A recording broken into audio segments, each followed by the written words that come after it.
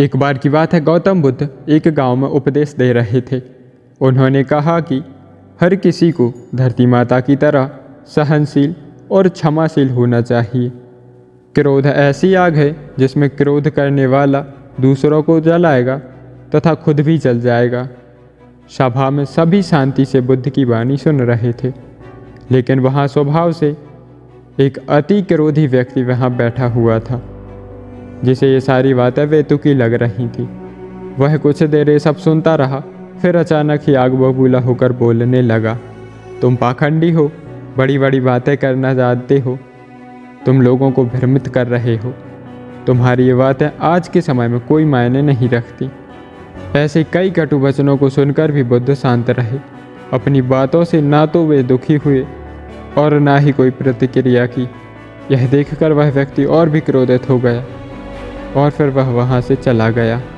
अगले दिन जब उस व्यक्ति का क्रोध शांत हुआ तो वह अपने बुरे व्यवहार के कारण पछतावे की आग में जलने लगा और वह उन्हें ढूंढते हुए उसी स्थान पर पहुँच गया। पर बुद्ध वहाँ नहीं मिले। वह तो अपने शिष्यों के साथ पास वाले गांव में जा चुके थे। व्यक्ति ने बुद्ध के बारे में लोगों से पूछा और ढूंढते ढूंढते जहाँ बुद्ध प्रवचन दे रहे थे वहाँ पहुँच गया। उन्हें देखते ही वह उनके चरणों में गिर पड़ा और बोला, हे महात्मा जी, मुझे क्षमा कर दीजिए। बुद्ध ने कहा, कौन हो भाई, तुम्हें क्या हुआ, क्यों क्षमा मांग रहे हो? उसने कहा, क्या आप मुझे भूल गए? मैं वही हूँ जिसने कल आपके साथ बहुत बुरा व्यवहार किया था। मैं शर्मिंदा हूँ।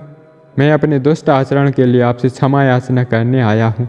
गौतम बुद्ध ने प्रेम पूर्वक कहा, बीता हुआ कल तो मैं वही छोड़कर आ गया और तुम अभी भी वहीं अटके हुए हो। तुम्हें अपनी गलती का आभास हो गया, तुमने पश्चाताप कर लिया, तुम निर्मल हो चुके हो। अब तुम आज में प्रवेश करो।